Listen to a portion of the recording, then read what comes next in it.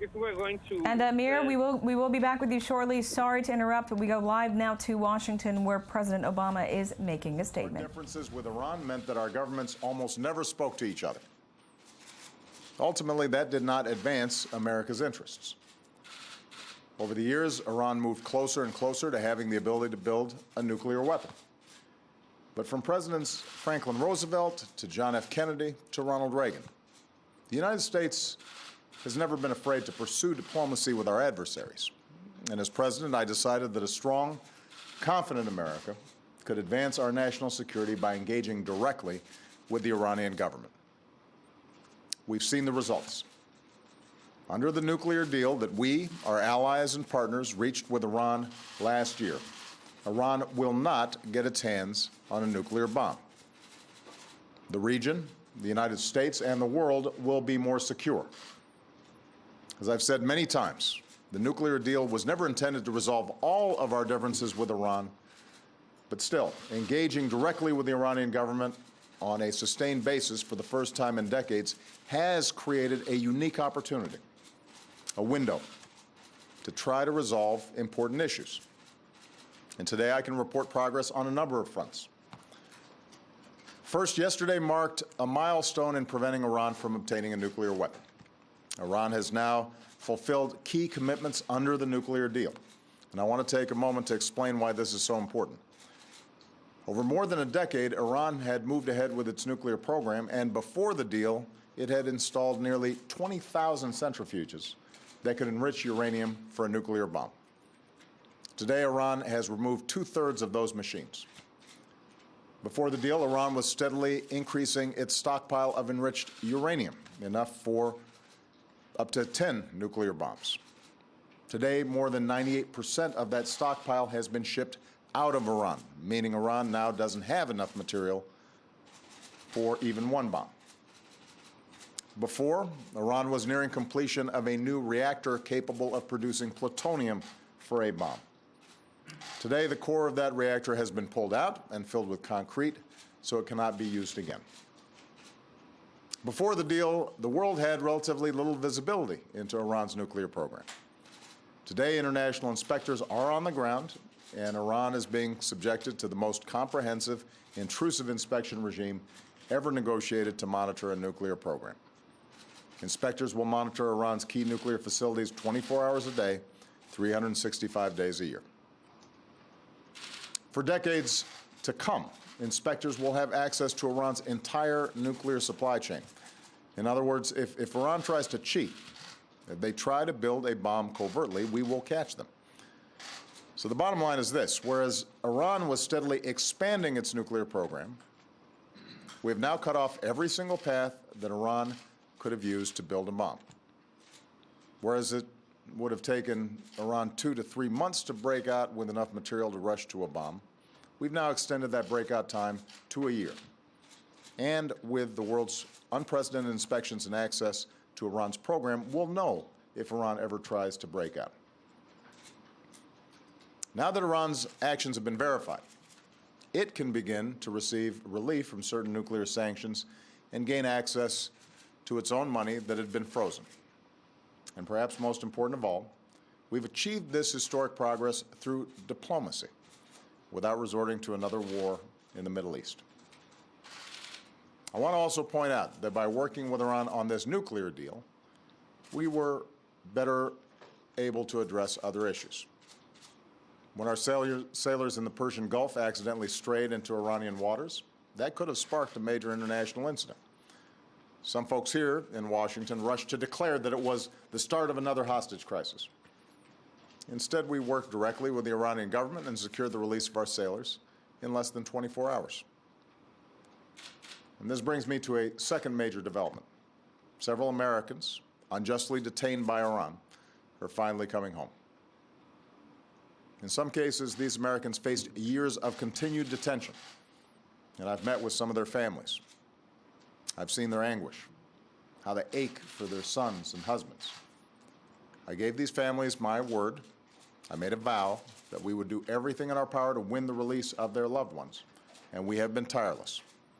On the sidelines of the nuclear negotiations, our diplomats at the highest level, including Secretary Kerry, used every meeting to push Iran to release our Americans.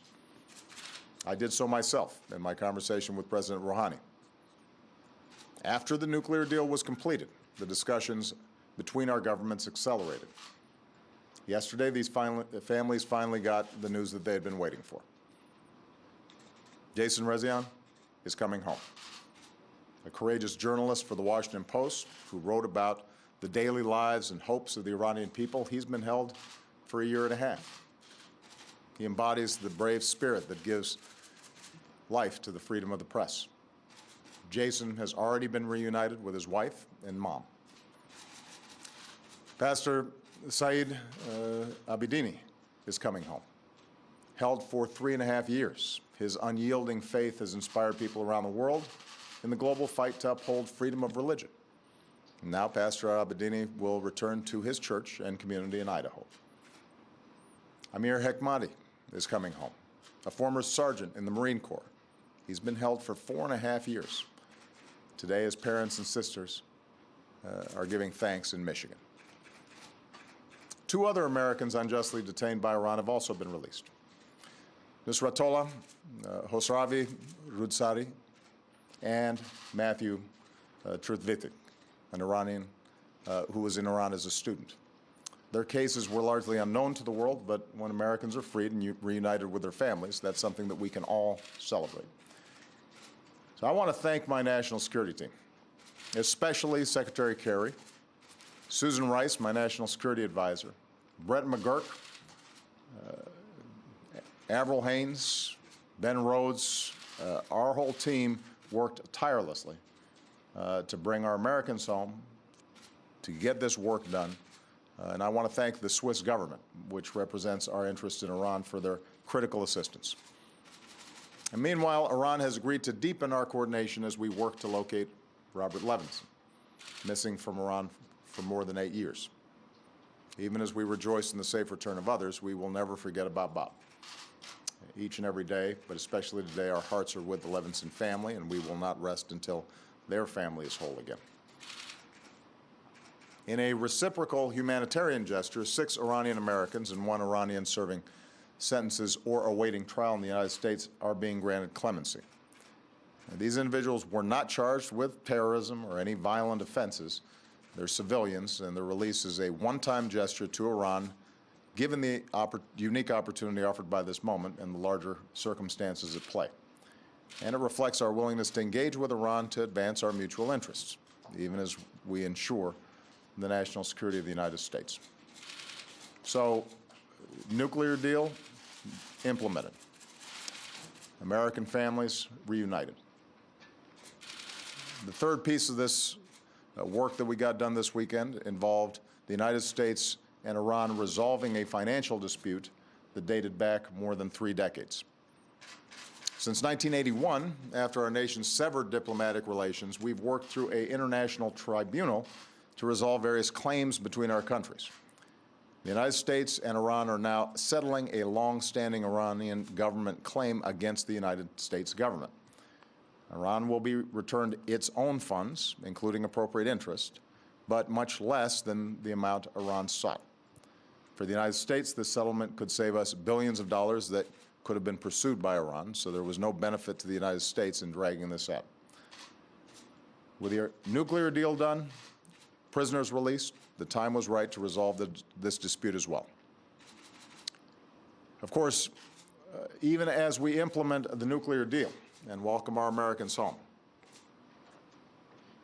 we recognize that there remain profound differences between the United States and Iran.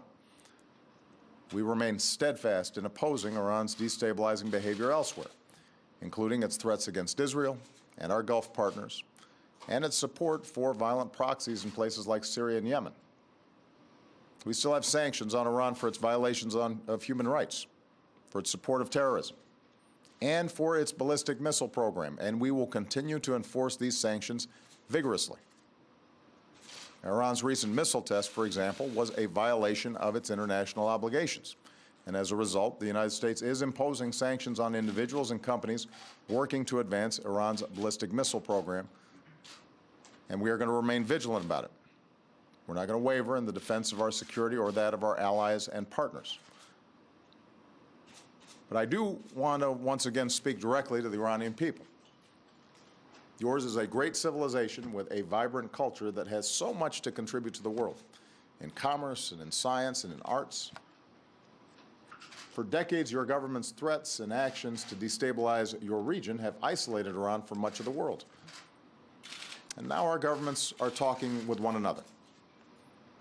Following the nuclear deal, you, especially young Iranians, have the opportunity to begin building new ties with the world. We have a rare chance to pursue a new path, a different, better future that delivers progress for both our peoples and the wider world. That's the opportunity before the Iranian people. We need to take advantage of that. And to my fellow Americans, today we're united in welcoming home sons and husbands and brothers who in lonely prison cells have endured an absolute nightmare. But they never gave in and they never gave up. At long last, they can stand tall and breathe deep the fresh air of freedom. As a nation, we face real challenges around the world and here at home. Many of them will not be resolved quickly or easily. But today's progress, Americans coming home, an Iran that has rolled back its nuclear program and accepted unprecedented monitoring of that program, these things are a reminder of what we can achieve when we lead with strength and with wisdom, with courage and resolve and patience. America can do and has done big things when we work together.